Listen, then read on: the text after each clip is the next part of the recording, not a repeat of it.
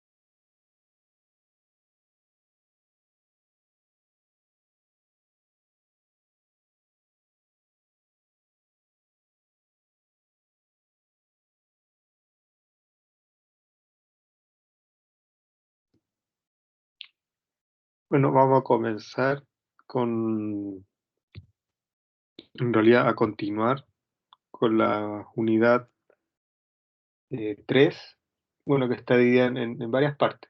La primera parte, el concepto de entropía y máquinas térmicas, que empezamos la clase anterior al receso.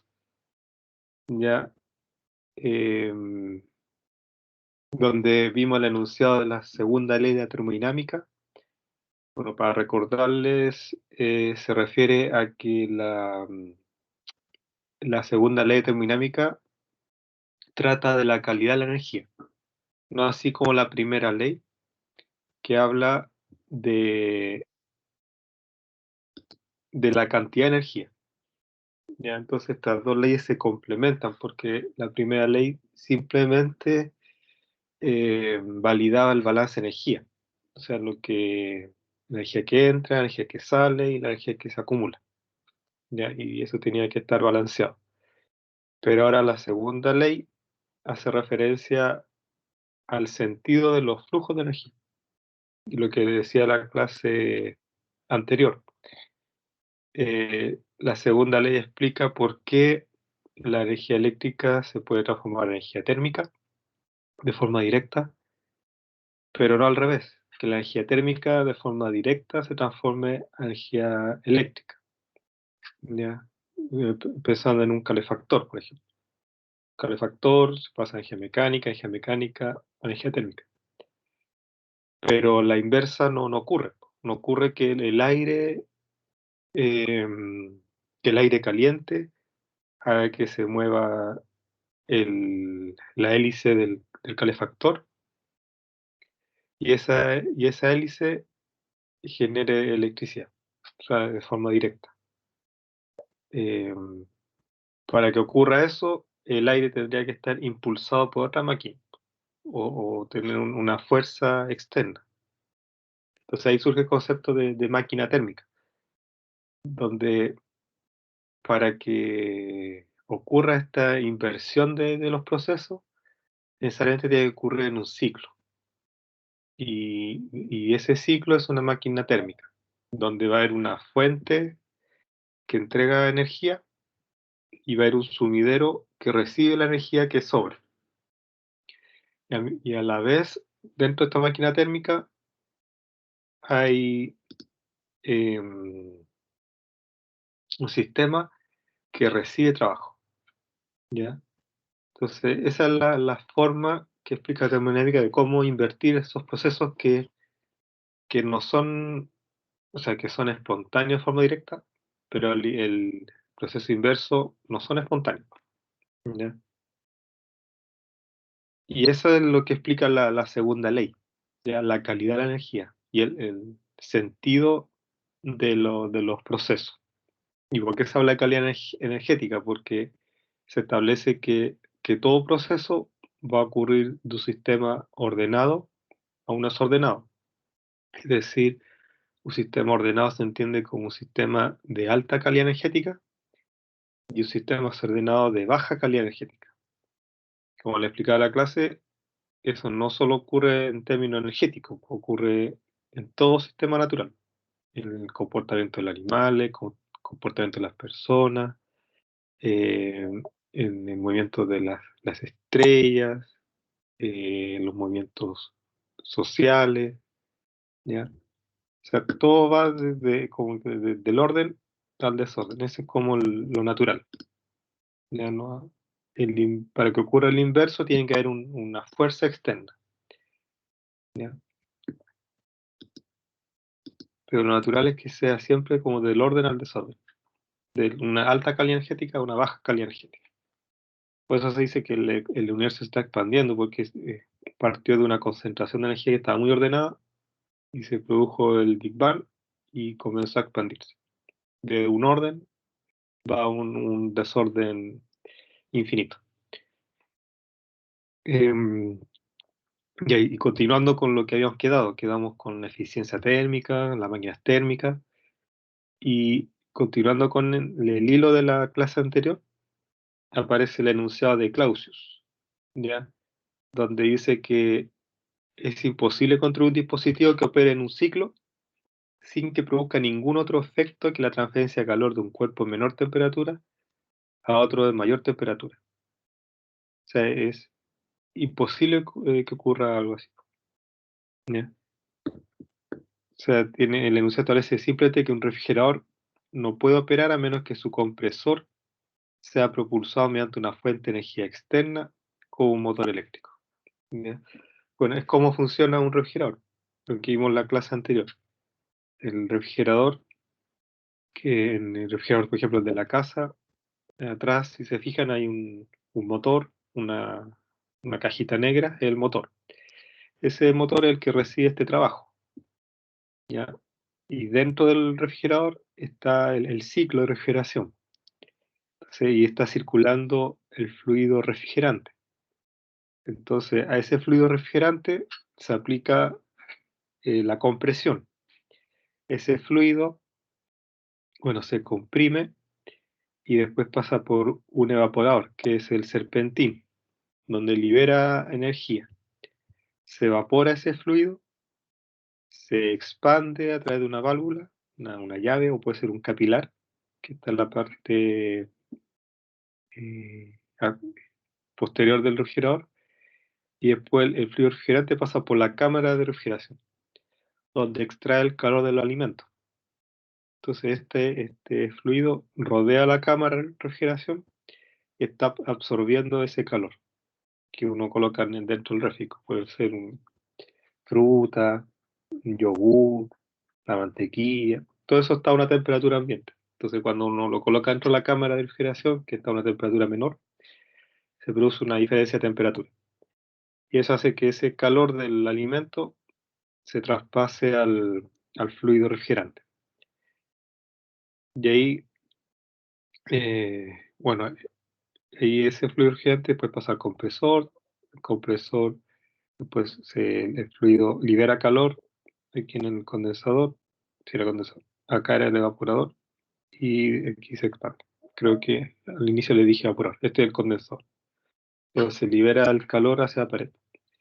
Cuando ustedes sienten que la pared que está atrás del refri está caliente, porque ahí hay un serpentín, que es el condensador, donde se libera el calor, se le extrae el calor al fluido refrigerante.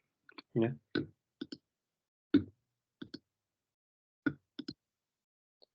Entonces el enunciado de Clausius dice eso, que no se puede encontrar un dispositivo que opere en un ciclo sin que produzca ningún otro efecto que la transferencia de calor de un cuerpo de menor temperatura a otro mayor temperatura. O sea, esto es imposible, lo que dice Clausius, que haya un ciclo sin que haya un trabajo de entrada y que haya un equilibrio térmico. O sea, eso ya no sería una máquina térmica. Entonces, si fuera 100% eficiente, tendría que tener esta forma, un ciclo, una máquina térmica. ¿Ya? Y el refrigerador equivalente sería algo así, porque del dispositivo de baja temperatura se extrae calor, se refrigera y se libera calor.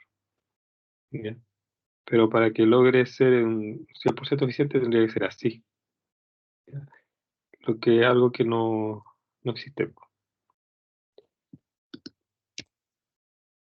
Entonces ahí surge el concepto de máquina de movimiento perpetuo. ¿Ya? Que existen dos máquinas de movimiento perpetuo, una que viola la primera ley y otra que viola la segunda ley. Entonces la que viola la primera ley se llama máquina de movimiento perpetuo de primera clase, y la que viola la segunda ley se llama máquina de movimiento perpetuo de segunda clase. ¿Ya? Entonces la que viola la primera ley quiere decir que en algún punto de ese ciclo, de esa máquina térmica, se está creando energía. Mientras que sabemos que la energía solo se va a transformar, pues. Ya no se va a crear ni destruir, sino que se va a transformar. Entonces en ese ciclo se está creando energía. Entonces eso ya sería un dispositivo que viola la primera ley y no podría existir, pues. Y el otro, el que viola la segunda ley, que no cumpliría con los requisitos de una máquina térmica. O sea, por ejemplo, que todo el calor se transforme en trabajo. ¿Ya? Entonces ahí les dejo esto como, eso dibujo como tarea, para que analicen por qué el de la izquierda viola la primera ley, por qué el de la derecha viola la segunda ley. Ya, pues lo analicen, lo piensen, de acuerdo a lo que está enunciado aquí en la diapositiva. ¿Ya? Otro tema importante en la segunda ley son los procesos reversibles e irreversibles. Entonces, obviamente, como dice el nombre, proceso reversible, es un proceso que se puede invertir sin dejar ningún rastro a los alrededores. ¿Qué se refiere a eso? A que se puede invertir manteniendo el orden del sistema. Entonces, obviamente, los que no son reversibles se van a llamar irreversibles.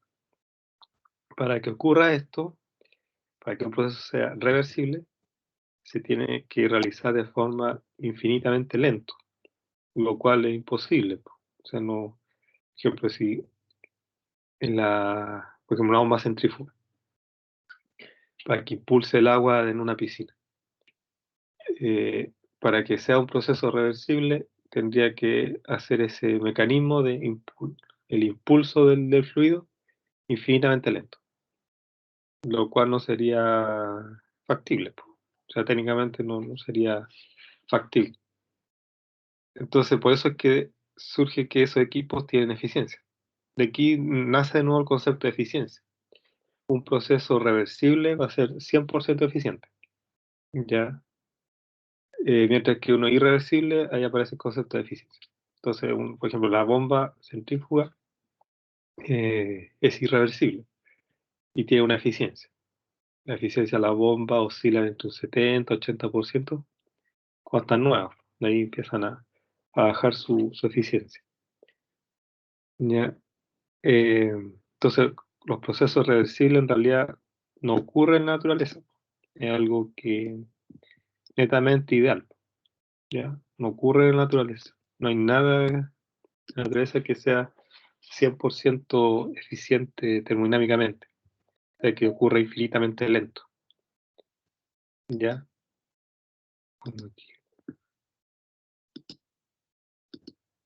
Entonces se puede hacer aproximaciones, pero nunca se puede lograr esa eficiencia de 100%, porque para que ocurra eso tendría que ser algo infinitamente lento.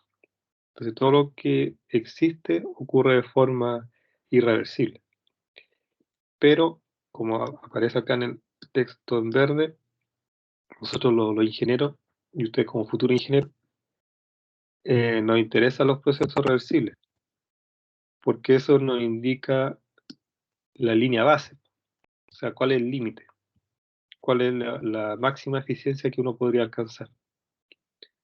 Entonces, por eso es interesante saber cuánto se podría lograr como máximo con un proceso reversible y no aventurarse a valores mayores que eso, porque sería imposible.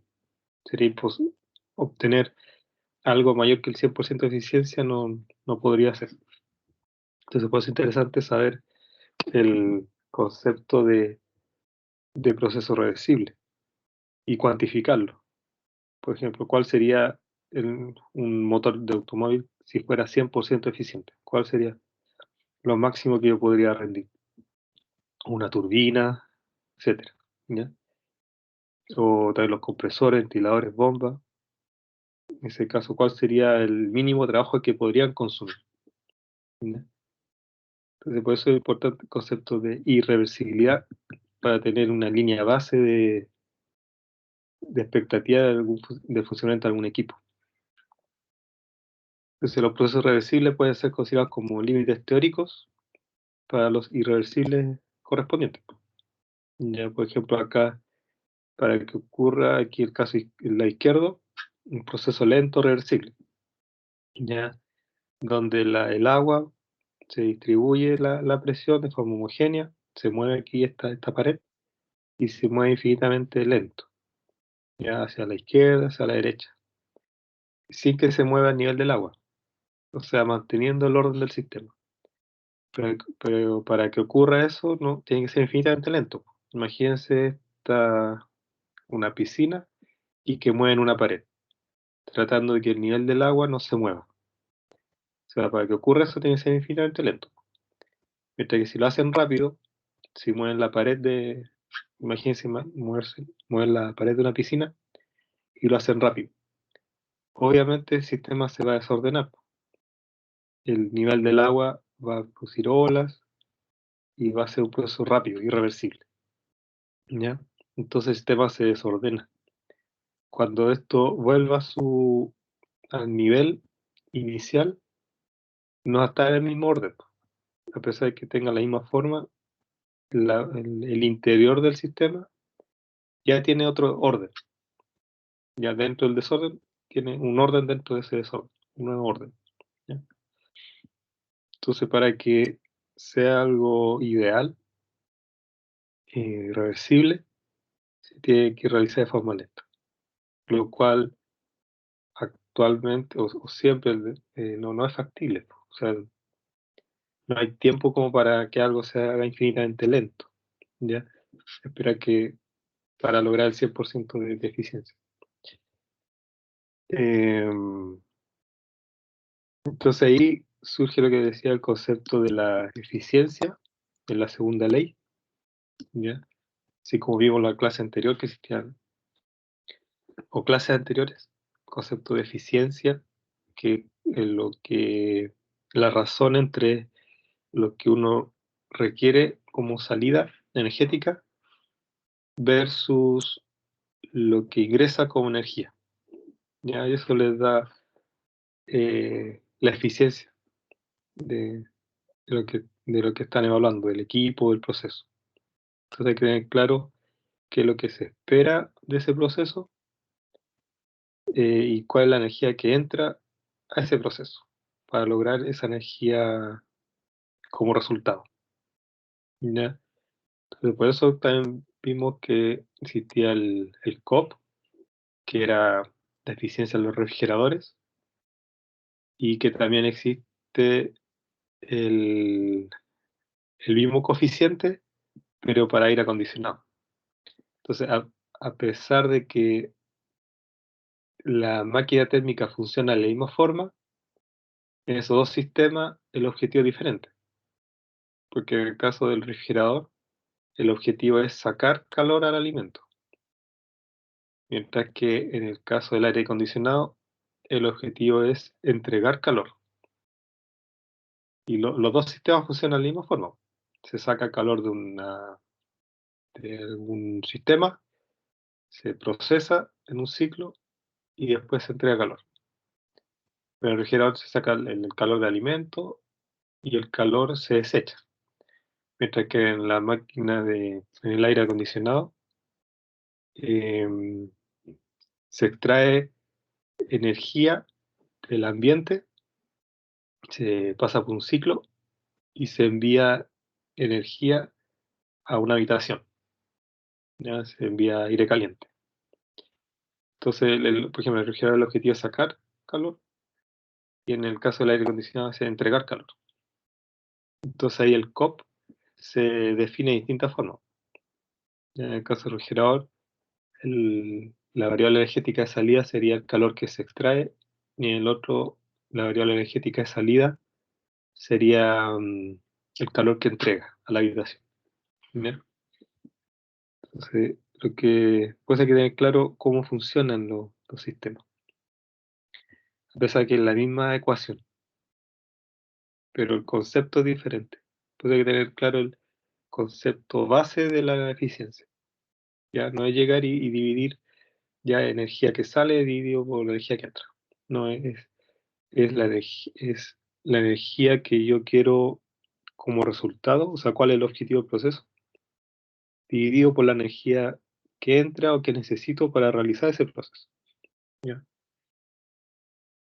Em, entonces, esa ecuación de eficiencia, pues grado de eficiencia, me dice qué tan cerca estoy de la reversibilidad. O sea, si tengo un 95% de eficiencia, quiere decir que estoy 95% cerca del proceso reversible, que sería lo máximo posible. ¿Ya? Entonces ahí se pueden comparar desempeños de distintos equipos y procesos. ¿Ya? Entonces, obviamente, si un proceso ocurre de forma rápida, esa eficiencia va a ser menor que si en realidad ocurre de forma lenta. ¿Ya? Va a ir aumentando la eficiencia. Entonces, lo que eh, genera un proceso irreversible se llama irreversibilidad. Y esas irreversibilidades, ¿qué son? Son, por ejemplo, la fricción del equipo con las paredes, por ejemplo, el pistón con las paredes, la expansión libre, o sea, una expansión repentina, el mezclado de dos fluidos, la transferencia de calor a través de una diferencia de temperatura finita, la resistencia eléctrica, la deformación inelástica de sólidos, y las reacciones químicas. Entre lo más clásico como irreversibilidad, ¿ya? O sea, cambios de volúmenes repentinos, fricciones, em, deltas de temperatura también muy grandes, ¿ya? O cambios de temperaturas bruscos también, ¿ya? Son ejemplos de irreversibilidades. Y un proceso se denomina internamente reversible, ¿ya?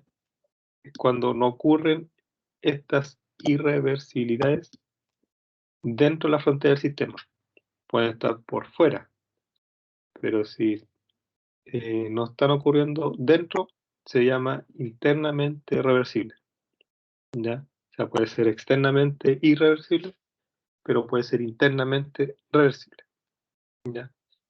Entonces, durante un proceso internamente reversible, un sistema pasa por una serie de estados de equilibrio, ¿ya? Y cuando se invierte el proceso, el sistema pasa por los mismos estados de equilibrio, porque está internamente reversible. O sea,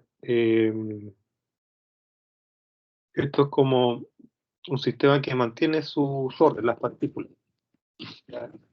Siempre esto lo doy con el ejemplo de las personas dentro de una sala de clase, o los alumnos dentro de una sala de clase. Ya cuando están, por ejemplo, están todos ya parados en un extremo de la, o, no, o están todos parados en la sala, ¿ya? Pero comienza a moverse la pared de la sala, la pared de atrás. Si esa pared se mueve muy lentamente, las partículas, que en este caso serían las personas, también se van a acomodar lentamente, po, y no va a aumentar el desorden del sistema, sino que tiene tiempo suficiente para moverse lentamente hasta lo que se mueva la pared. Pero si en caso esa pared se mueve rápidamente, todas las personas empiezan a moverse rápidamente y aumenta el desorden del sistema, ¿ya? Entonces se pierde ese estado de equilibrio interno, ¿ya? Ahora quizás no lo pueden visualizar porque no estamos en la sala, pero esa es la idea. Y después esa pared vuelve a su punto inicial y las personas vuelven a su punto inicial también lentamente.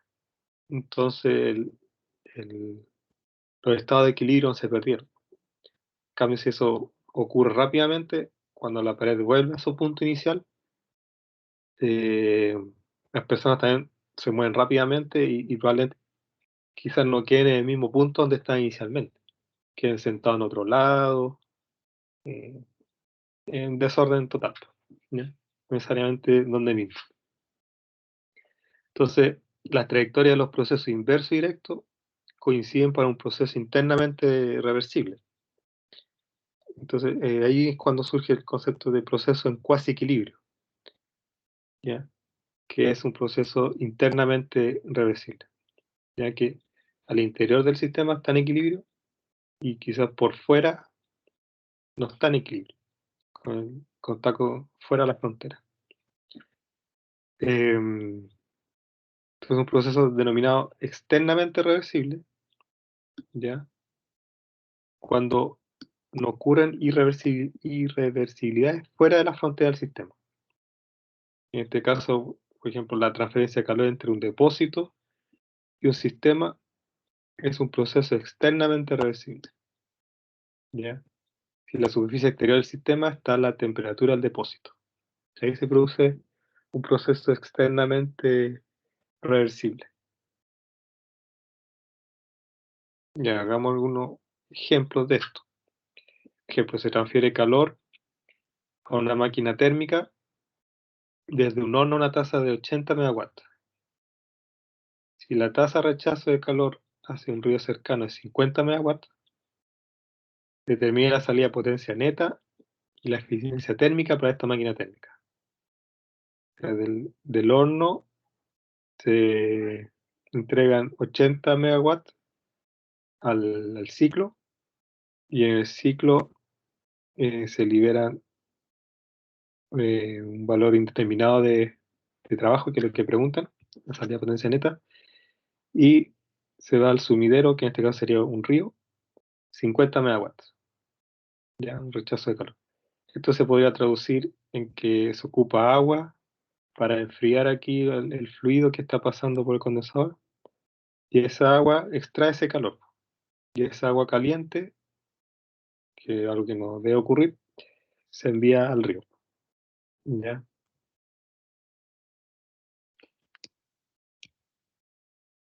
Entonces, ignorando las pérdidas de calor por las cañerías y accesorios, que también van a haber pérdidas aquí en todas las conexiones, solo considerando este calor que entrega el horno y el calor que se libera hacia el sumidero, hacia el río. Entonces este sería el QSUH, este sería el QSUL, la guarda la nomenclatura que vimos en la clase anterior. El QSUH sería el calor que proviene de la fuente, del depósito, ¿ya? Y el QSUL, el calor relacionado con el sumidero. Entonces el balance de energía, ¿qué sería? O sea, tendría que tener QSUH, la energía que entra, y lo que sale en este balance de energía sería el trabajo neto igual, o sea, más QSUL. O sea, QSUH es igual a trabajo neto más QSUL. Que se plantea acá. Trabajo neto es igual a QSUH menos QSUL. Ya despejado. ¿Ya? Porque QSUH es trabajo neto más el QSUL. Y ahí entonces obviamente el trabajo neto sería la resta. 80 menos 50, 30 megawatts. ¿Ya? Sería un balance de energía a una máquina térmica. Así de una forma bien, bien macro. ¿Ya? Antes de entrar al detalle del ciclo, porque después ya vamos a entrar a hacer los balances dentro del mismo ciclo que está en la máquina térmica. ¿Ya? Pero esto en forma macro sería como un balance total, balance de energía total al ciclo. La energía que entra igual a la energía que sale. ¿Ya? Entonces en este caso, 30 megawatts sería el trabajo que se genera. Por lo tanto, la potencia neta de la máquina térmica es de 30 megawatts. ¿Sí? Del otro lado, la eficiencia térmica sería, hay que ver cuál es el objetivo del proceso. Aquí el objetivo es generar un trabajo neto. Entonces, por eso la eficiencia térmica se plantea como trabajo neto dividido por QSUH. ¿Ya? Entonces, el trabajo neto serían los 30, o sea, cuánto trabajo genero versus la energía que entra. Es decir, yo solo genero 30 a partir de 80. Es decir, la eficiencia de esta máquina térmica es de 37,5%. ¿Ya? 0,375 pasado a porcentaje sería 37,5%. ¿Ya? Que son valores más o menos clásicos de eficiencia de ciclos de máquinas térmicas. Alrededor del 40%, 35%, como muy eficiente sería 50, 60%. ¿Ya? Para llegar a valores más altos, son máquinas térmicas o ciclos mucho más complejos, ¿ya? Ciclos combinados. Por ejemplo, un ciclo de cogeneración. Ahí se podrían llegar a eficiencia sobre el 80%. Pero lo más clásico, los ciclos tradicionales, 40%, 45%. ¿Ya? Eh, el motor, una eficiencia siempre bien baja, 20, 30% o menos, 20%, la de los motores. ¿Ya? Un motor de automóvil, una salida de potencia 65 HP, tiene una eficiencia térmica de 24%. ¿Ya? Que te mide la tasa de consumo de combustible de este automóvil. Si el combustible tiene un poder calorífico de 19.000 BTU partido por libra masa. Entonces, veamos cuánto combustible podría. ¿Quién quiere entrar a las 9:10 de la mañana? Álvaro Pizarro. Ya. Entonces, hay que determinar la tasa de consumo de combustible sabiendo la potencia y la eficiencia térmica. Entonces, la cantidad de energía requerida para producir una salida de potencia de 65 HP, la sacamos con la eficiencia, porque va a ser despejando la eficiencia térmica, que era trabajo neto dividido por QSUH, Entonces sería los 65 HP dividido en 0,24. Bueno, ahí hacemos el respectivo cambio de unidades de HP a BTU partido por hora. ¿Ya?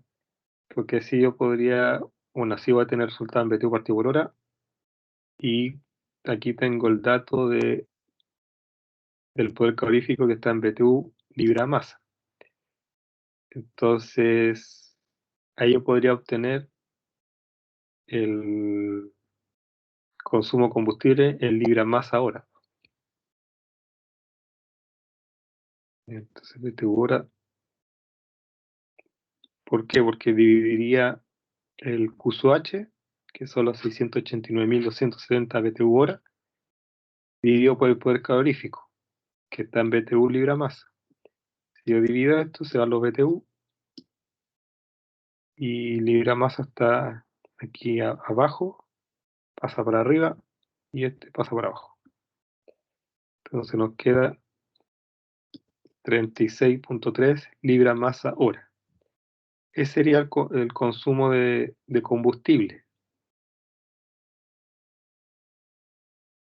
Ya de acuerdo a la potencia cuando está generando los 65 HP y con su eficiencia del 24%.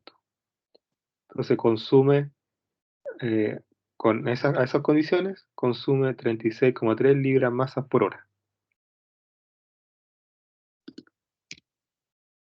Y eso, si sabemos que aquí le agregué el dato, si la densidad de la gasolina es 680 gramos partido por litro, ya, aquí alargué un poco el ejercicio, si es 680 gramos partido por litro, entonces el flujo es 24,2 litros partido por hora. ¿Ya? Eso es lo que estaría consumiendo ese vehículo con esa eficiencia y con esa potencia. 24 litros por cada hora. ¿Ya?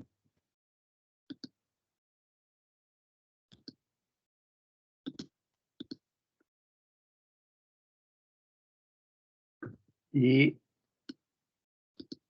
no, no revisé esto, que no sé si a cuánto está el litro ahora de benzina, que a lo mejor ese precio es tan antiguo. Ahora está como 850, ¿no? Más o menos. Sí, parece que sí. Son 24,2 por 850.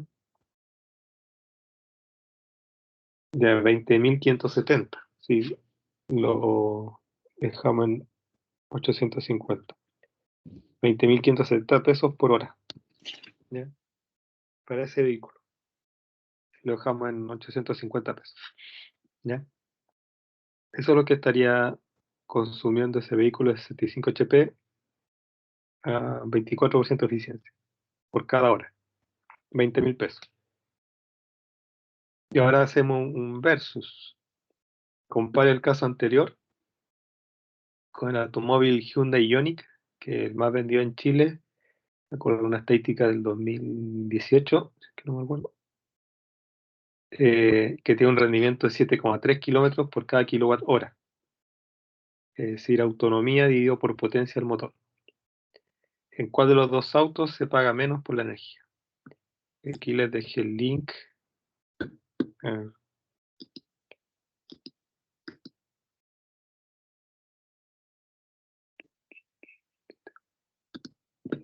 el link de esta estadística.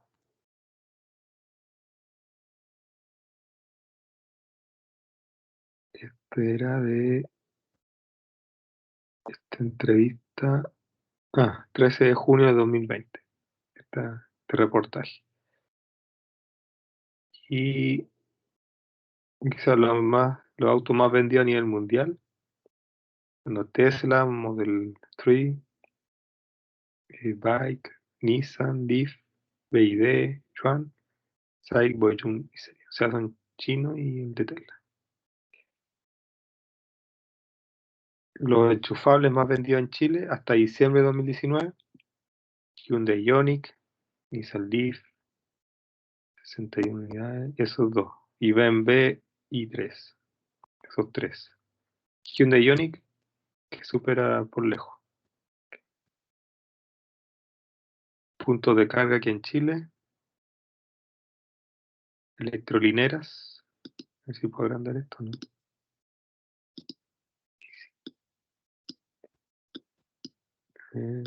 Talca. Talca aquí hay. Que ya en 20 años más va el puro auto eléctrico, probablemente. Por las políticas internacionales del cambio climático. Todo apunta a eso. Ya usar electromovilidad. Y a corto plazo probablemente va a ser la locomoción colectiva. O sea, los buses. O sea, partir por los buses. Siempre se parte por los buses. Y ya después empieza a ser masivo en autos particulares. Aquí hay una en San Javier, otra en el Maule y otra acá en San Rafael. Electrolineras. Sí, ¿ya? Entonces aquí saqué la información de que el Hyundai Ioniq era el más vendido en Chile.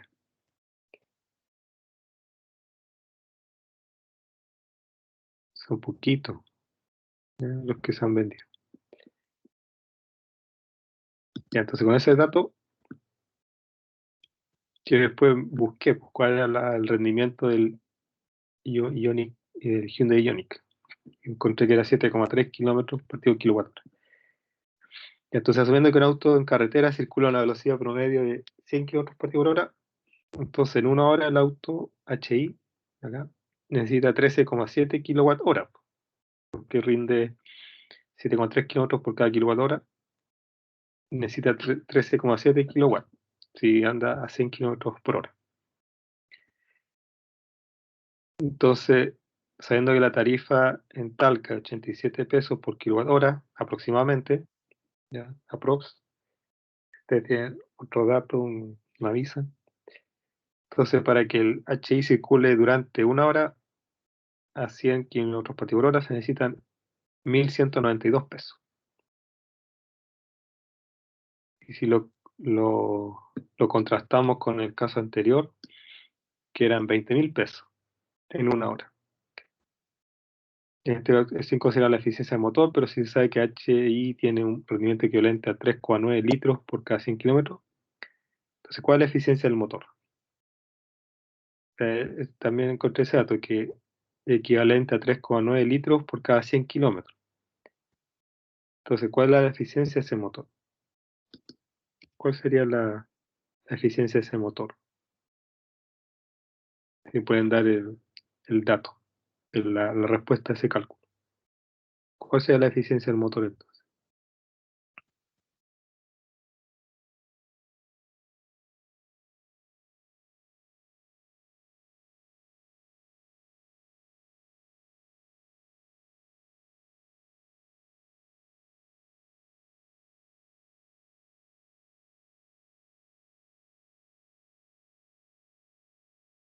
Ya se dejo como tarea entonces para que lo envíen antes de las 11 de la mañana. Ya eso, determinar la respuesta a esa pregunta. ¿Ya? O depende de la hora que terminemos la clase. Pues les voy a subir la diapo y ahí ven cómo calcular eso.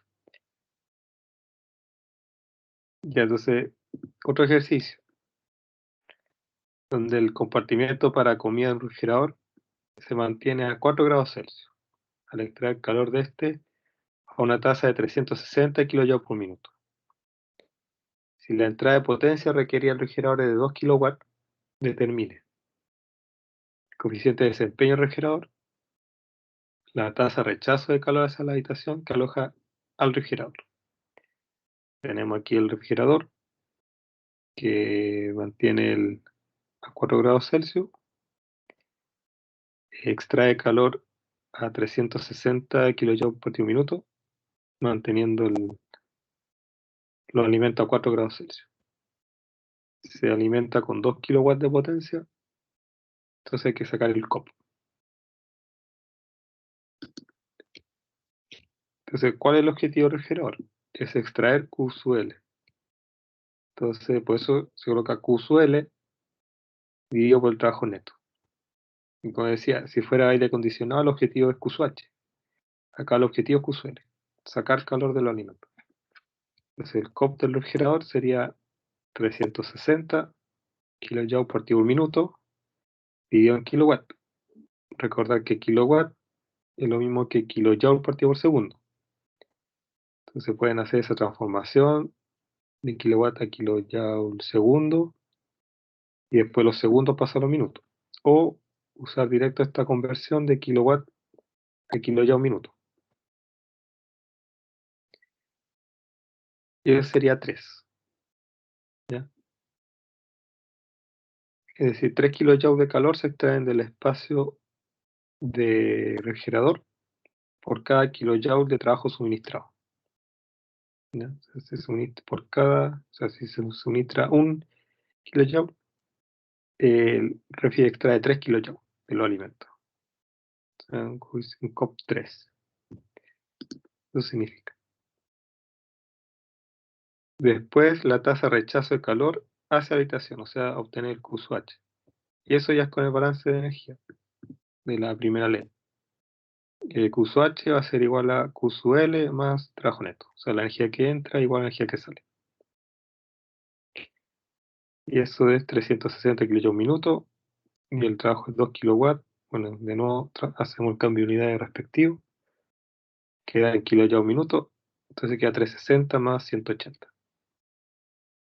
Quedan 400, perdón, 100 más 120. Quedan 480 kJ minuto. ¿Ya?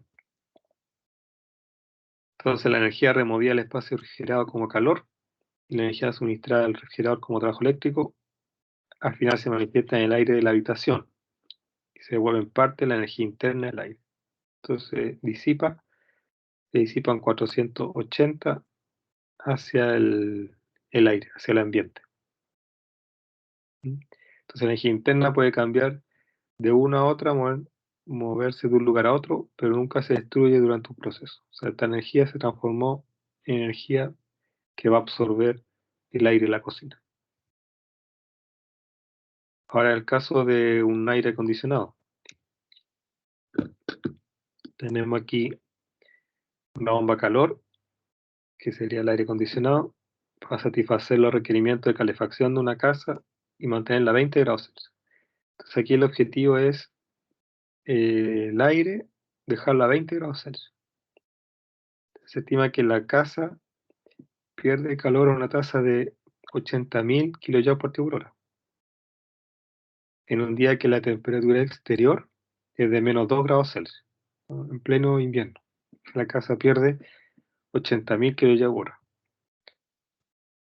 Entonces, si la bomba de calor en estas condiciones tiene un COP de 2,5, o sea, el COP del aire acondicionado es 2,5, determine la potencia consumida por la bomba de calor, o sea, cuánta energía o potencia está consumiendo el motor o el compresor del ciclo, y la tasa a la que se extrae calor del aire frío, Q sub L.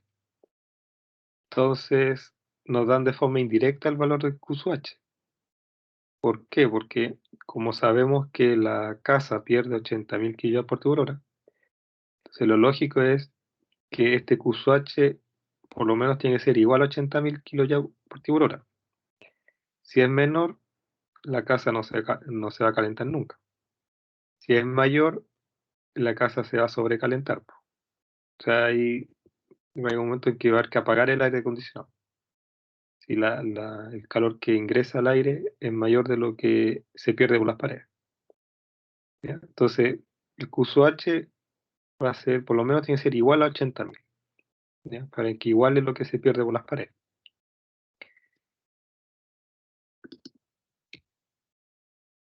Entonces, de ahí cobra importancia lo que vimos para la prueba 1 de la conductividad térmica, el cálculo de la conductividad térmica, o sea, del calor a través de la conductividad térmica por el delta T en las paredes, en la ventana, en el cielo de una habitación, porque ese calor que se pierde, que se puede calcular de esa forma, da la línea base para saber cuánto es el calor que necesito mínimo para calentar la habitación, la casa.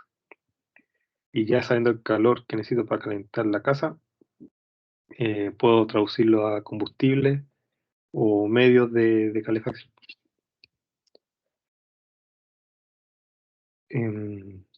Ya entonces trabajo despejando la eficiencia del COP, o sea, la ecuación de la eficiencia del COP.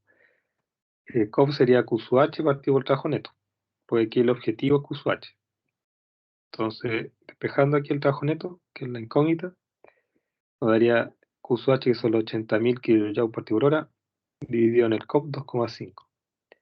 Entonces necesitamos 32.000 kJ por hora. Y eso, si lo convertimos a kJ por segundo, nos da 8,9 kilowatts. ¿Ya? Aquí lo que se hace, obviamente, el cambio de unidades. Son los 32.000. Para llegar a eso, no tengo que acá. 32.000 kJ hora y una hora. ¿Cuántos segundos hay en una hora? ¿Cuántos segundos hay en una hora? ¿Qué puede decir eso? ¿Cuántos segundos hay en una hora? 3.600, ¿no, profe? Sí, 3.600.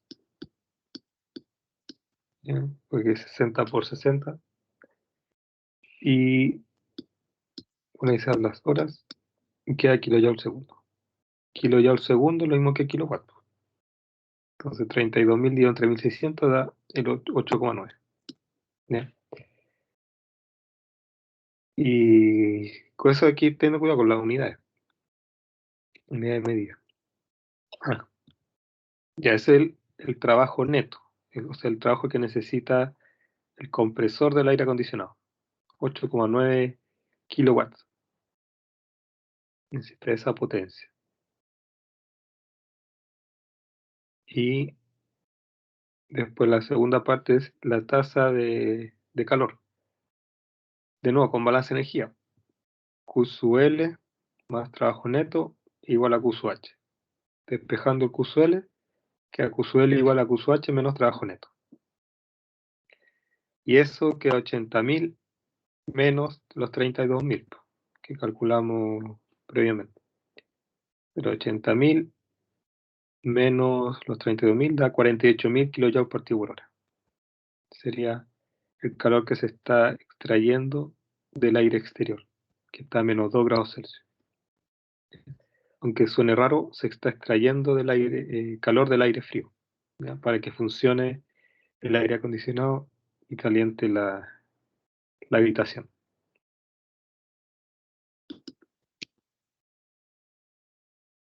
Entonces, con realidad 48.000 de los 80.000 kJ por hora entregados a la casa se extraen del aire frío. Por lo tanto, solo se costean los 32.000 kJ por hora suministrados, como trabajo eléctrico. O sea, lo que uno necesita como energía, o pagar como energía, sería la energía, la electricidad para alimentar el compresor. Si en cambio se usara un calentador de resistencia eléctrica, sería necesario suministrar los 80.000 kJ por hora.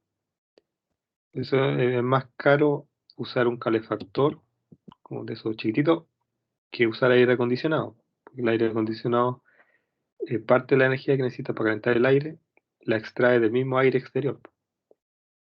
Eh, entonces esto significaría un costo por calefacción 2,5 veces mayor.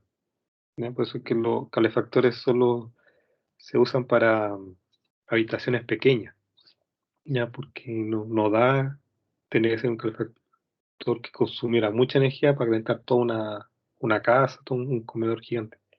Es como para los dormitorios. Y aparte, por eso es más caro. Entonces esto significaría un costo por calefacción 2,5 veces mayor, lo cual explica la popularidad de las bombas de calor, o sea, el aire acondicionado, como sistema de calefacción, por sobre los los calefactores que son de resistencia eléctrica. ¿Ya? Y en la entropía, vamos a partir con este concepto al tiro, porque como perdimos clase con el receso, vamos a ver al tiro el concepto de entropía. Aquí en un video del concepto de entropía, y de ahí lo abordamos lo que aparece en el SENG. Hola, hijos de Boltzmann, ¿listos para que les estalle completamente el cerebro? Hoy vamos a repasar uno de los conceptos más escurridizos de la física, el de entropía.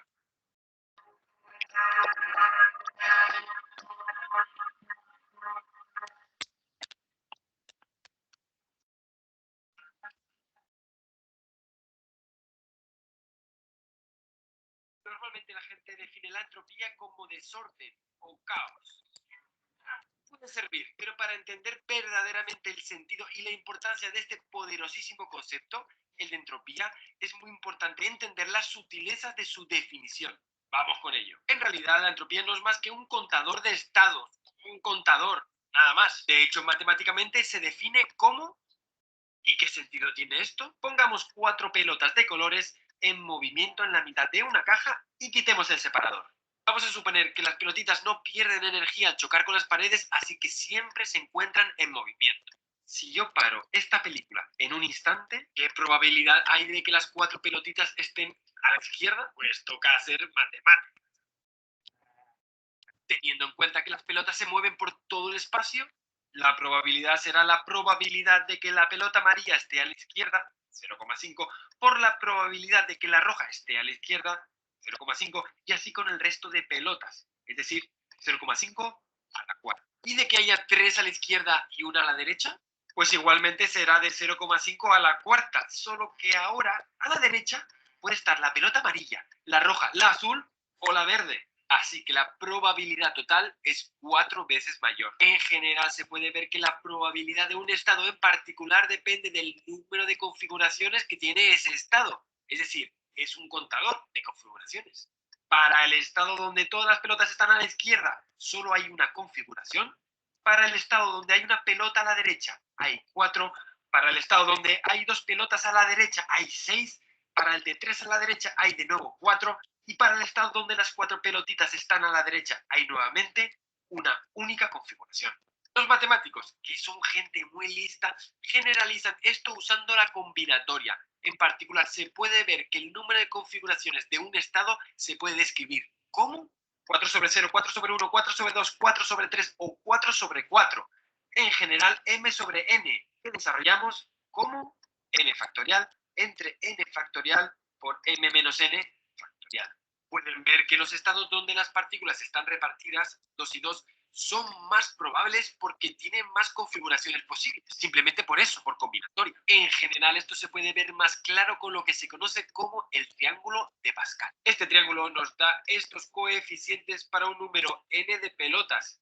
Y ven que siempre es máximo cuando las pelotitas están repartidas equitativamente. Y esto es algo que se acentúa más y más cuando aumenta el número de pelotitas, cuando aumenta n. Por ejemplo, para 200 pelotitas, el número de configuraciones que tienen todas a la izquierda es 1, mientras que el número de configuraciones para el estado donde están 100 y 100 es de 9 por 10 elevado a 58. Ya estamos listos para hacer física. Pongamos una caja donde en su mitad colocamos 1 gramo de hidrógeno y quitamos el separador. En este gas hay el número de Avogadro de átomos, es decir, 10 elevado a 23. Muchísimos. El número de configuraciones en las que los átomos están repartidos equitativamente, lo que llamaríamos desorden, es un número tremendísimamente grande, mientras que el número de configuraciones en las que todos los átomos se encuentran a la izquierda, lo que llamaríamos orden, es 1, lo que hace que la probabilidad sea tremendísimamente baja, prácticamente nula. O sea, la compuerta del gas se distribuye por todo el volumen.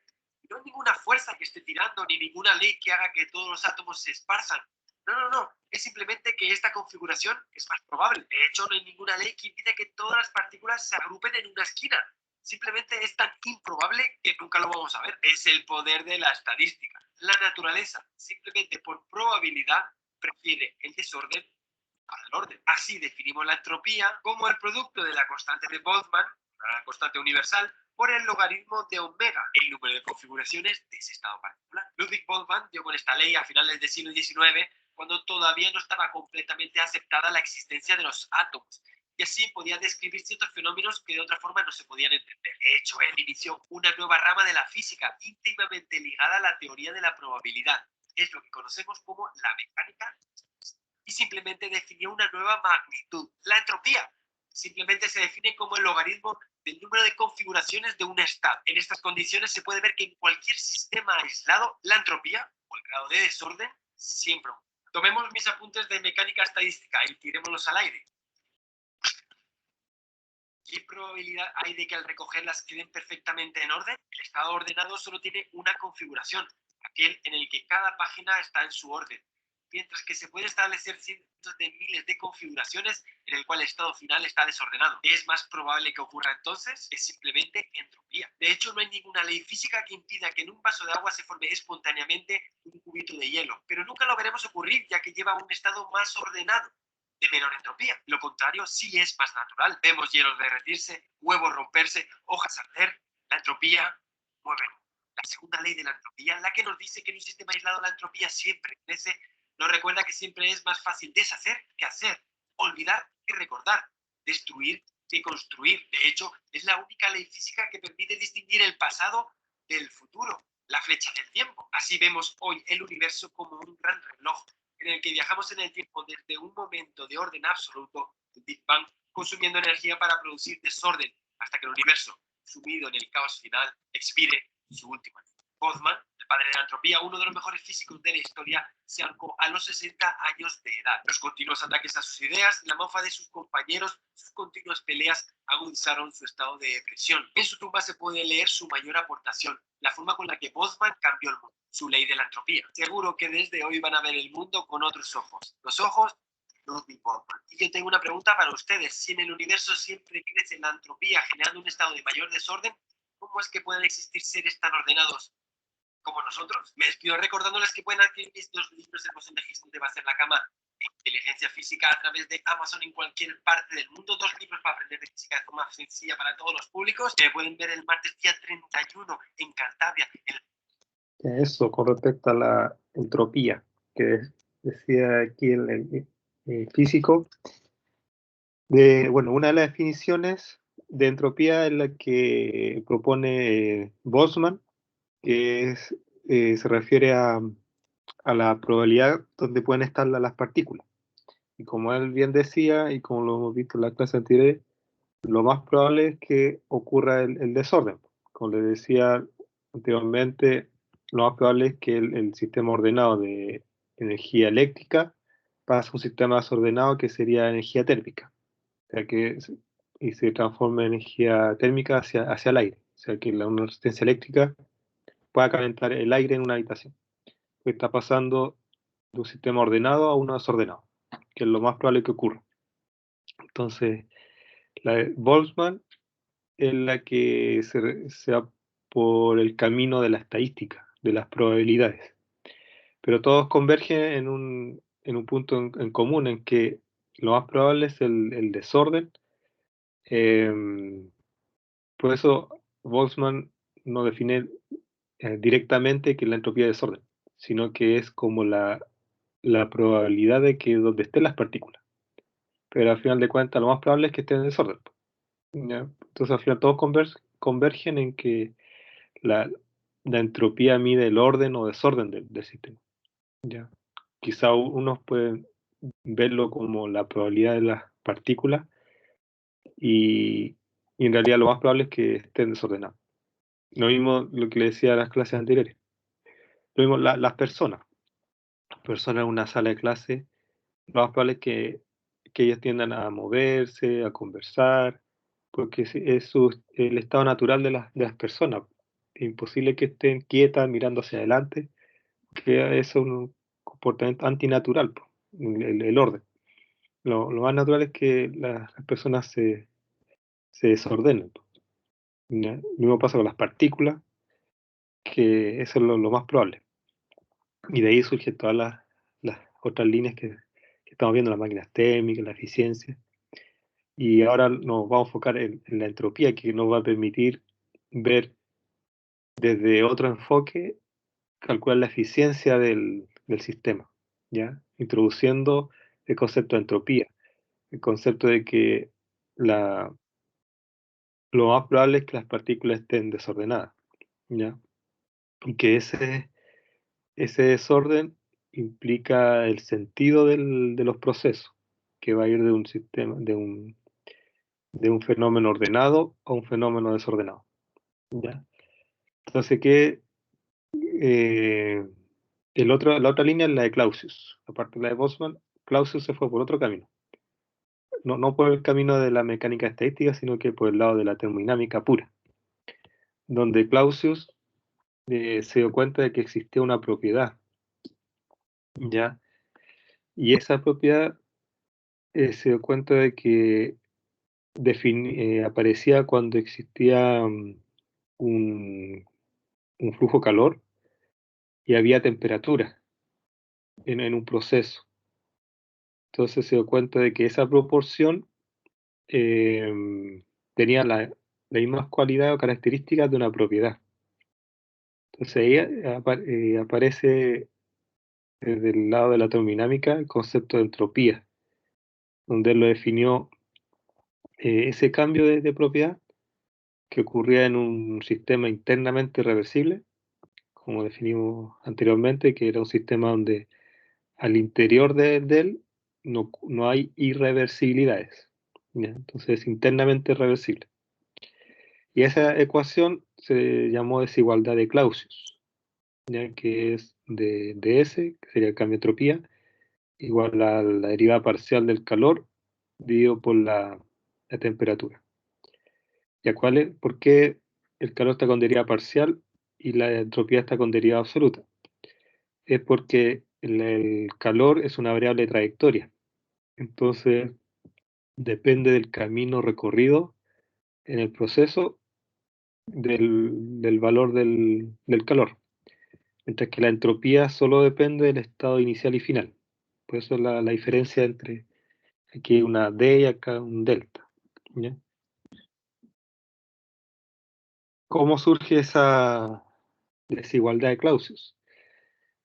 Él partió viendo que en las máquinas térmicas, si le aplicaba esta ecuación de derivada parcial del calor partido por la temperatura, aplicaba la integral cíclica. ¿Qué quiere decir integral cíclica?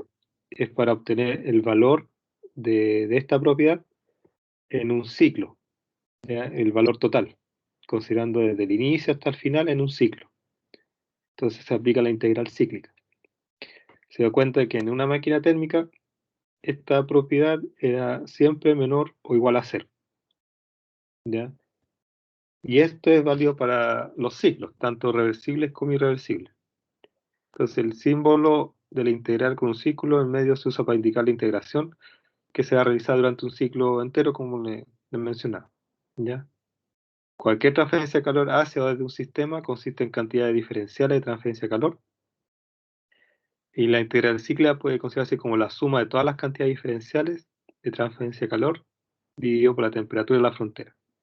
O sea, todo lo que ocurre dentro del ciclo, punto a punto, si queremos saber el valor total de la variación de calor con respecto a la temperatura de la frontera, se aplica la integral cíclica, ¿ya? Y Clausius se dio cuenta que eso siempre daba menor o igual a cero, ¿ya? O sea, aquí los de Q van los de QR, todos los cambios de calor. Entonces, si se aplica el balance de energía a los sistemas combinados, identificados por línea del tablero, acá, se va a quedar el delta del trabajo es igual al delta del Q sub R menos la diferencia del E sub C, de la energía total. Si el dispositivo es cíclico y reversible, vamos a tener que la expresión de Q partido por TR, ya que la energía que viene del depósito térmico, va a ser igual de Q partido por T, que es lo que se entregaría a un sumidero. si fuera absolutamente reversible. Deberían ser iguales. Pero está el W sub C, que sería el trabajo del ciclo, y el dQr lo puedo reemplazar en la ecuación de acá inicial. Despejamos aquí dQr, sería T sub R por el dQ partido por T, se reemplaza acá, menos cambio de energía. Ahora, si el sistema experimenta un ciclo mientras el dispositivo cíclico experimenta un número entero de ciclos, entonces la relación precedente va a quedar de la siguiente forma. ¿Ya? Como es un ciclo, este término se hace cero, ¿ya? Porque como depende del inicio y el final, este término cambio de energía es cero. Entonces me quedo solo con esta parte.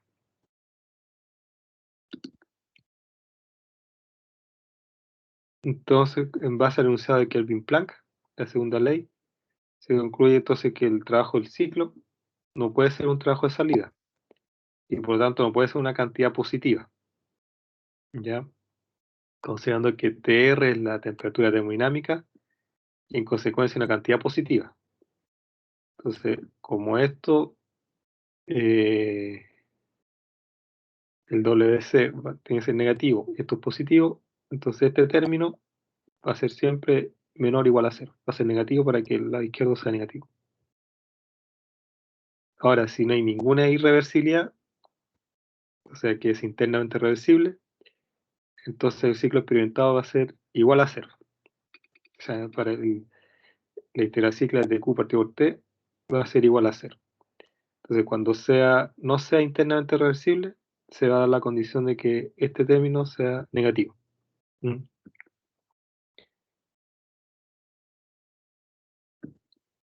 Entonces, por otro lado, la integral cíclica de cualquier propiedad es cero. Entonces, si una cantidad cuya integral cíclica es cero, depende solo del estado y no la trayectoria del proceso, o sea, el inicio y final. Por lo tanto, es una propiedad.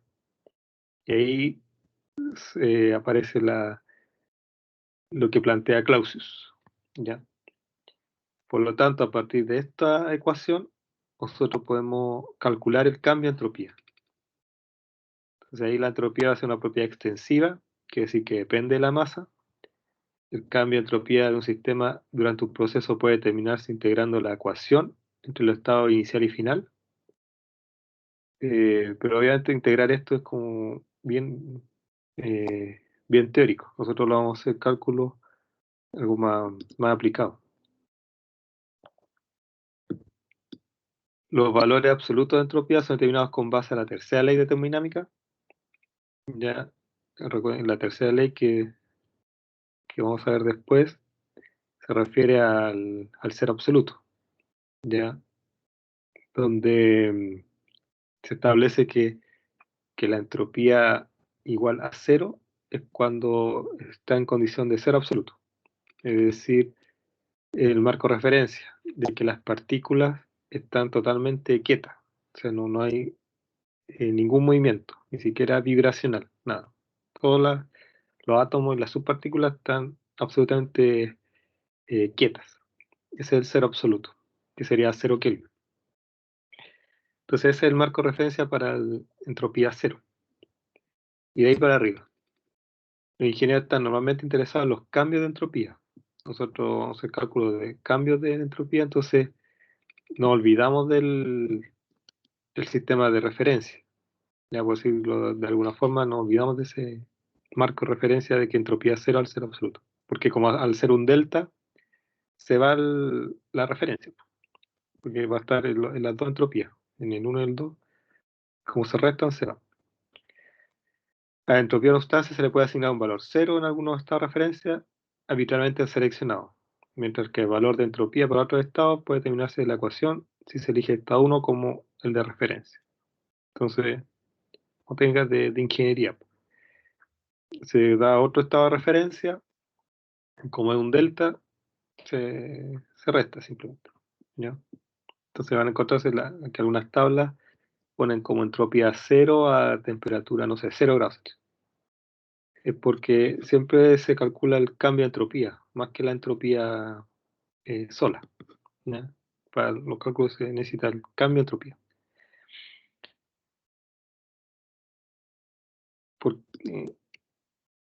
Entonces, por lo general, en ingeniería el cambio de entropía se calcula con tablas, sabiendo la entropía 1, entropía 2 a partir de las tablas.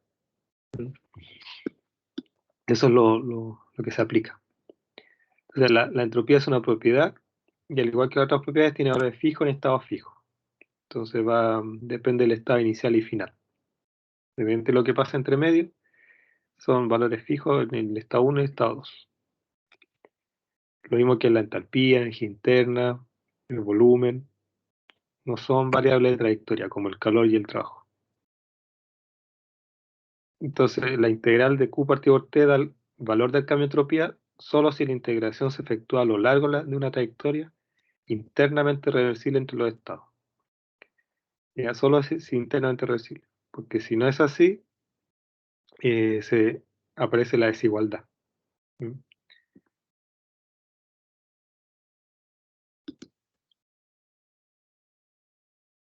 Entonces, este del cambio de entropía solo es válido con signo igual si es internamente reversible.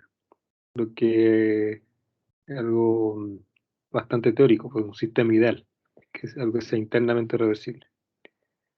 ¿Ya? Entonces eso es válido solo para un sistema internamente reversible. Si es el caso de un proceso isotérmico, la temperatura sale de la integral y se puede plantear de esta forma. ¿Ya? Delta S igual a Q partido por T sub 0, sabiendo que es isotérmico. Entonces esta ecuación es para determinar los cambios de entropía de los depósitos de energía térmica, que puede ser una caldera, un horno, ya que pueden absorber o proporcionar calor, ¿ya? Siendo a una temperatura constante. ¿Ya? Una caldera donde esté ocurriendo el cambio de fase a temperatura constante. Lo mismo un condensador a temperatura constante. ¿Ya?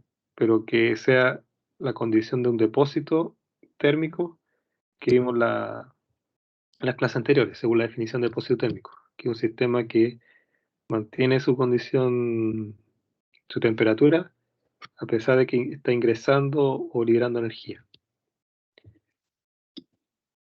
Por ejemplo, si tengo un dispositivo compuesto por cilindro émbolo, contiene una mezcla de líquido y vapor de agua a 300 Kelvin. Durante un proceso a presión constante se transfieren al agua 750 kJ de calor. Como resultado, la parte líquida en el cilindro se vaporiza. Se determina el cambio de entropía del agua durante este proceso.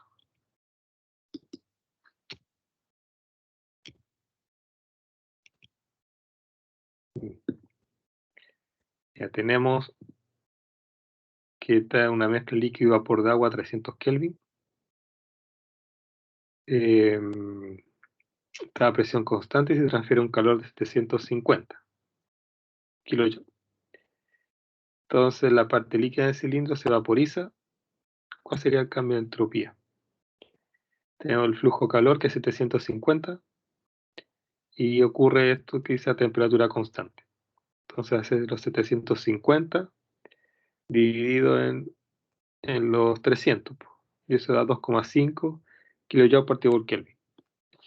Y aquí uno puede visualizar más claras las unidades de medida que va a tener la entropía. Unidades de energía partido por unidad de temperatura. Cuando usamos S minúscula, que sería la entropía específica, sería kilojoule partido por kilogramo Kelvin, ¿ya? Dividido por unidad de masa, cuando entropía específica, ¿ya? Entonces energía partido por temperatura cuando es mayúscula, cuando es minúscula, energía partido por temperatura y masa. Y la otra definición que aparecía en el video es la de Boltzmann, la de las probabilidades. Que lo más probable es que esté ocurriendo lo que esté a la derecha. O sea, por ejemplo, ahora cada uno de nosotros está respirando aire de una habitación. Ese aire está compuesto de nitrógeno y oxígeno, exclusivamente. Y obviamente lo más probable es que estén así como está en la imagen del lado derecho. No va a estar como está el lado izquierdo. ¿Por qué? Porque lo más probable es que estén así las partículas, de forma desordenada. Se distribuyan de esta forma. ¿ya? Lo mismo acá el ejemplo del ladrillo. Uno hace un trabajo externo para dejarlo de forma ordenada. O sea, si esta persona tira los ladrillos, es altamente improbable que queden todos ordenaditos. Pero si él los tira, lo más probable es que ocurra esto, que queden todos desordenados. Porque lo más probable que ocurra. Lo más probable es el desorden. ¿Ya? No. Para que haya orden, tiene que haber una fuerza externa que obligue a ese orden. ¿Ya? La naturaleza tiende al desorden. Cuando el sistema se vuelve más desordenado, las posiciones de las moléculas son menos predecibles y la entropía aumenta. Entonces, ahí que nos sorprende que la entropía de una sustancia sea más baja en la fase sólida y más alta en la fase gas. ¿Ya? Que tiene mucho más desorden una sustancia de estado gas que en estado sólido. Entonces, desde un punto de vista microscópico, la entropía de un sistema aumenta siempre que la aleatoriedad o incertidumbre molecular del sistema aumenta. Entonces, la entropía es una medida del desorden molecular y el desorden molecular de un sistema aislado aumenta siempre que experimenta un proceso. Ya pensando en un sistema aislado y que en una habitación, por ejemplo, hermética, y solo se analiza el aire que está dentro de esa habitación. Entonces, lo más probable es que ese sistema aislado aumente el desorden. ¿Ya? Entonces, todo esto es para un sistema aislado. ¿Ya? Si no está aislado, puede ser que un sistema disminuya esa entropía. Entonces, lo que se hace ahí es que se abarca el exterior y ahí se toma como sistema aislado, porque si un sistema disminuye su entropía, quiere decir que algo que está cerca de él está aumentando su entropía. Entonces ahí hay que agrandar el tamaño del sistema, analizar. Entonces la molécula de sustancia en la fase sólida oscilan continuamente, creando una incertidumbre sobre su posición. Sin embargo, estas oscilaciones se desvanecen cuando la temperatura disminuye y las moléculas supuestamente se inmovilizan hasta el cero absoluto, lo que representa un estado de orden molecular último y energía mínima, que es lo que les mencionaba, que era el cero absoluto a 0 Kelvin, que se va a llegar experimentalmente creo que hasta el séptimo decimal, o sea, 0,0000, hasta el séptimo decimal y después 1. Pero no se ha llegado al cero absoluto totalmente, donde ya no existen ni vibraciones ni movimientos subatómicos. ¿Ya? Sobre esta molécula, en esta declaración es conocida como la tercera ley de la termodinámica, la cual proporciona un punto de referencia absoluto para la determinación de entropía. ¿Ya? O sea, todo el movimiento parte del cero absoluto. Entonces ahí surge el concepto de incremento de entropía. Todos los sistemas aislados van a incrementar su entropía. ¿Ya? Por ejemplo, acá está desarrollado en forma de ecuaciones. La desigualdad de Clausius se puede separar como un proceso internamente reversible y otro reversible o irreversible. Si consideramos los dos procesos en un ciclo, o sea que de 1 a 2 sea reversible y que de 2 a 1 sea internamente reversible. En el caso de internamente reversible, yo puedo calcular como delta de entropía, pero el lado que es reversible y irreversible no. Ya la desigualdad de Clausius me define el lado derecho.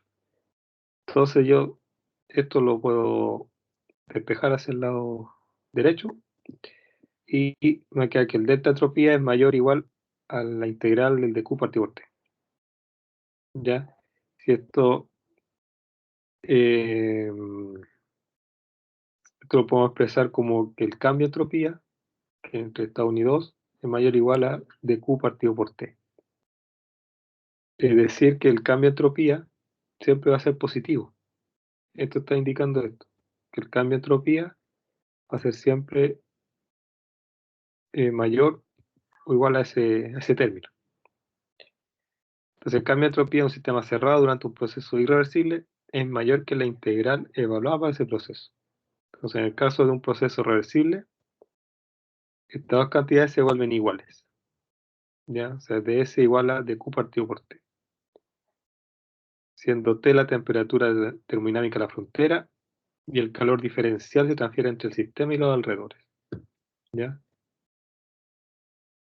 Entonces ahí vemos que como vieron ustedes en álgebra, probablemente un cálculo, para eliminar la desigualdad aparece una constante, aparece un término. Para dejar esto como un signo igual, aparece más una entropía. O sea, en este caso más una entropía generada.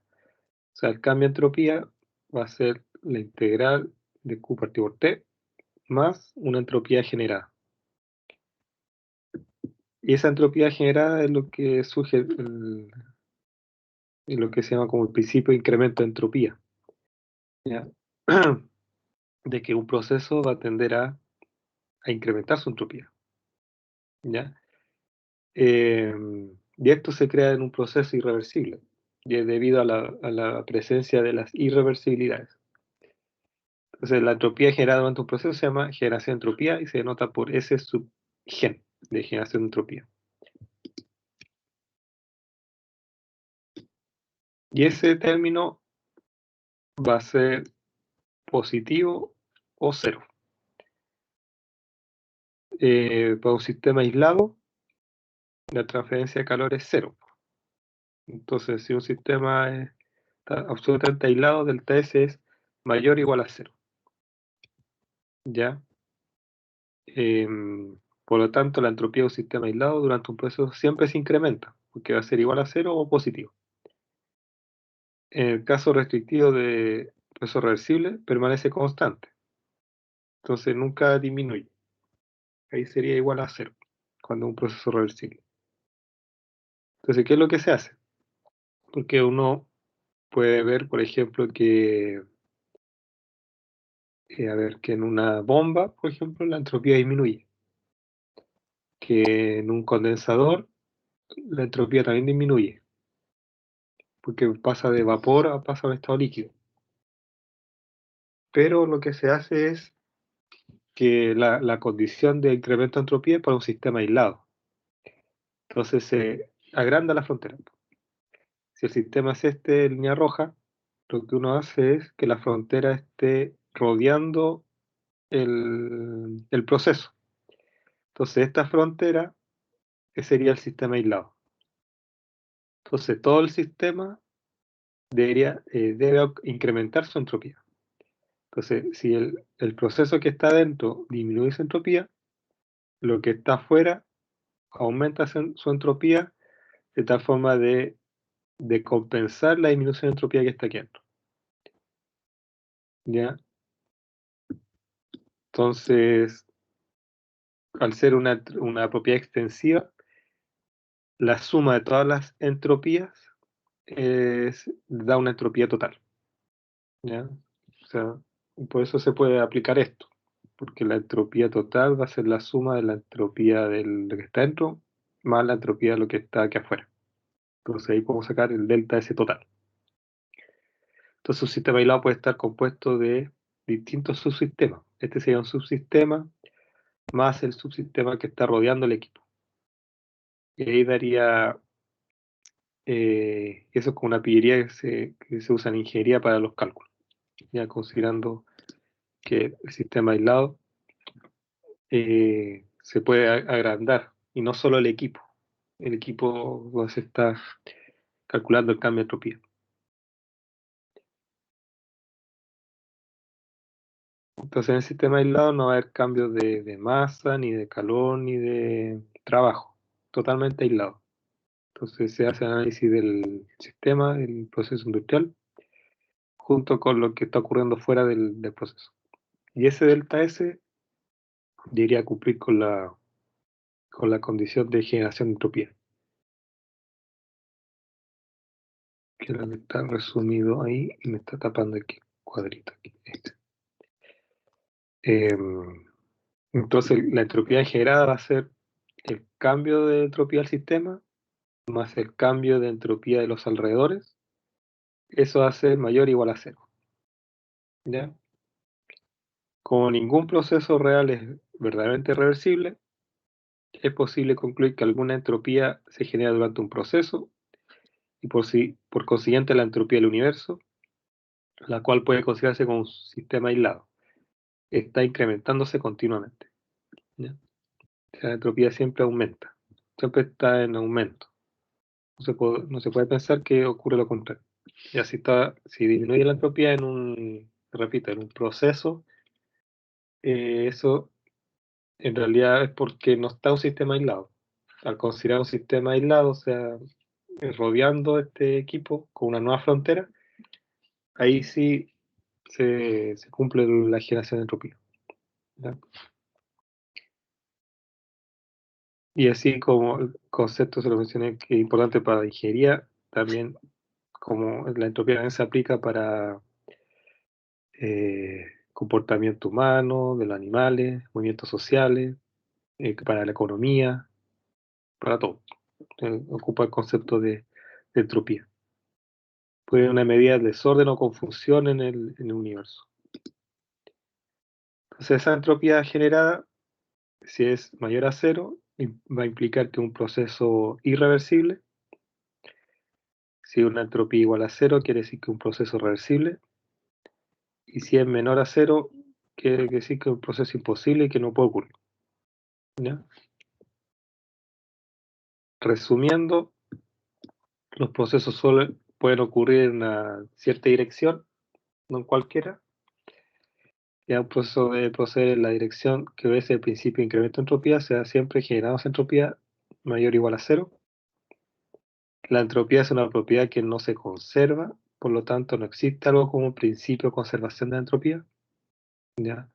Porque en este caso existe la generación de entropía, entonces no es como la entalpía o la energía interna, ¿ya? O la energía cinética, sino que no existe el principio de conservación de la entropía, ¿ya? Porque existe el principio de incremento de entropía.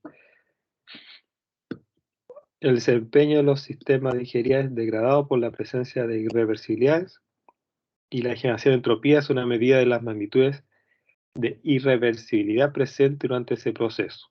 Entonces, a mayor magnitud de irreversibilidad, mayor generación de entropía. Por consiguiente, la generación de entropía puede usarse como una medida cuantitativa de irreversibilidad asociada al proceso y para establecer el criterio ampliarse en el diseño de dispositivos. ¿Ya? Como manera de resumen. Ejemplo de estos cálculos de cambio de entropía. Una fuente de calor a 800 Kelvin pierde 2000 kJ de calor. Hace un sumidero que está a 500 Kelvin y 750 Kelvin. Caso A y caso B. ¿Okay?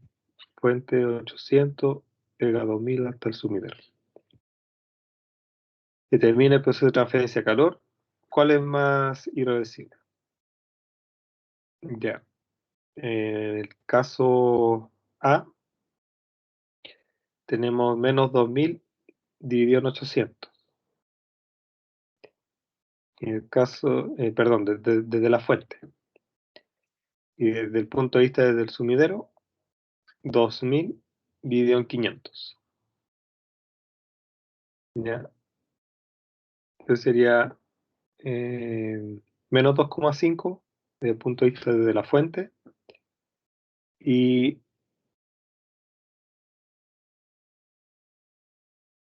desde el punto de vista del sumidero, serían 4 kJ por Kelvin. Profe, ¿Sí? ¿por qué arriba en menos 2000?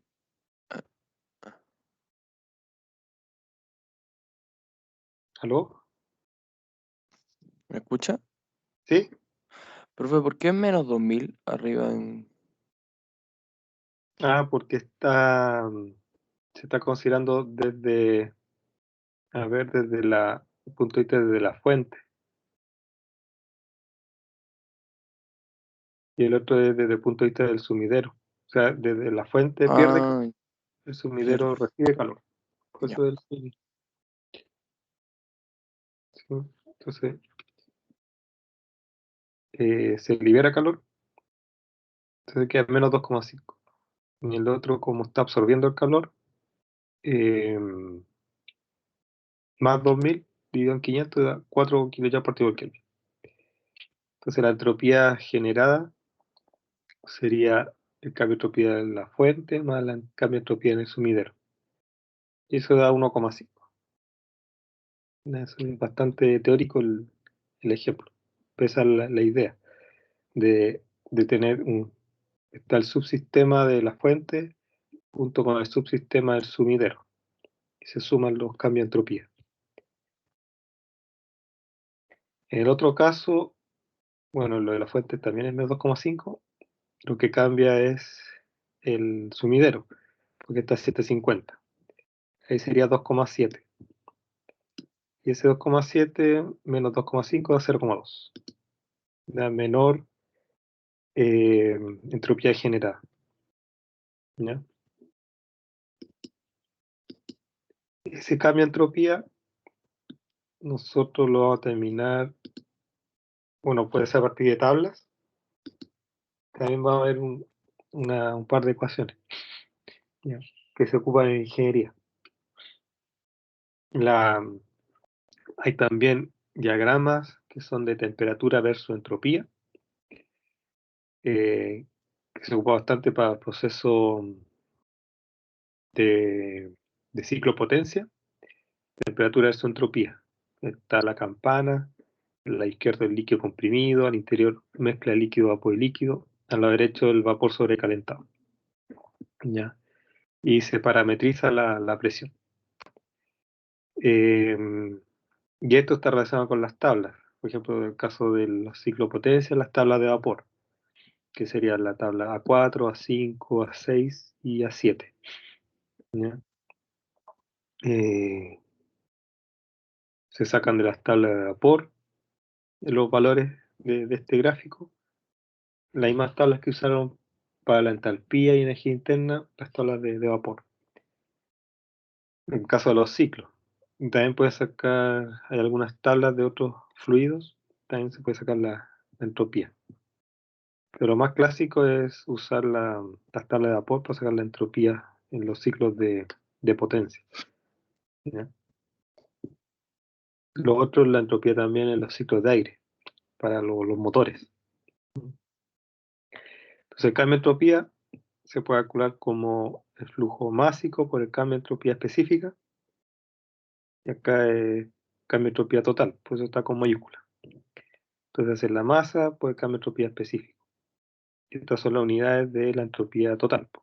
Si fuera específico, bueno, esto resulta de kilogramo por kilojoule por kilogramo Kelvin. Eso queda con esa unidad.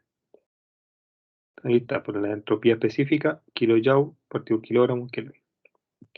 Y la temperatura en grados Celsius.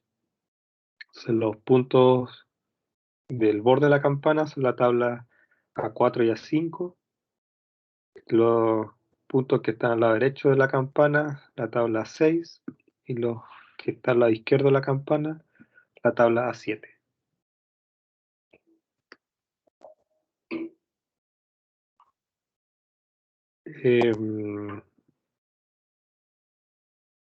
La entropía nos permite ver si, o sea, nos permite cuantificar la eficiencia, por ejemplo, de un proceso. Si un proceso es isentrópico, quiere decir que es reversible, porque mantuvo su entropía. Y eso se asocia a una eficiencia termodinámica del 100%. ¿Ya? Por ejemplo, una turbina se dice isentrópica, ya tiene entonces eficiencia 100%.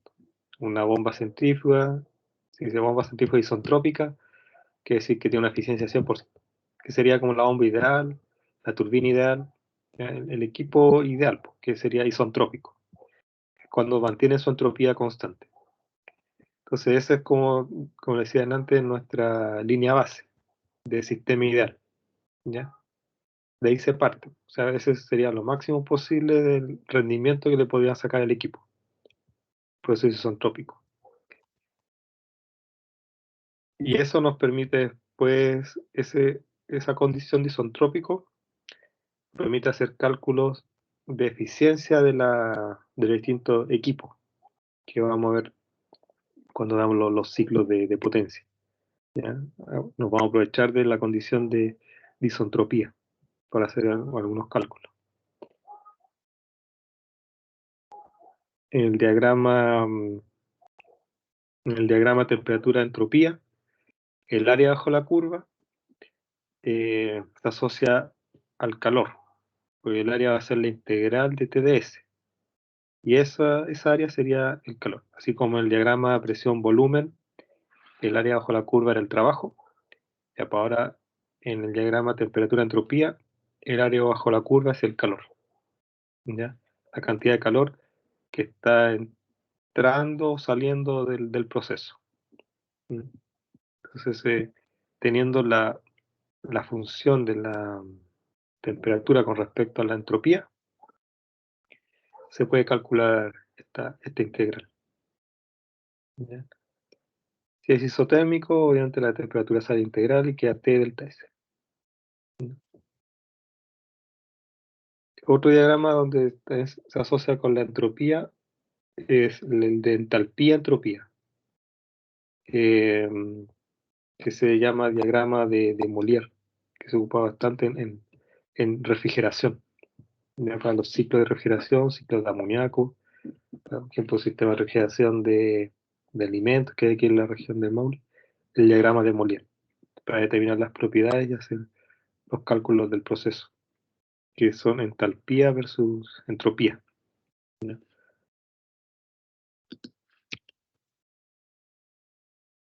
Eso para cerrar la bibliografía.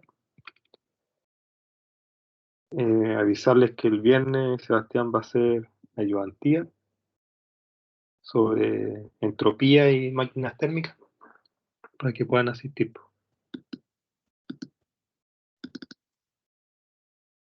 Consultas antes de cerrar de lo que hemos visto.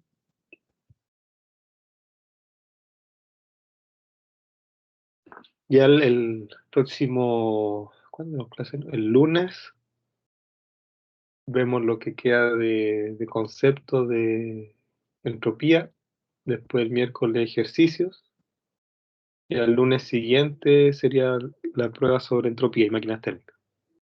¿Ya? Entonces ya la próxima semana tendría que tener su nota de la prueba que recién pasó. ¿Ya?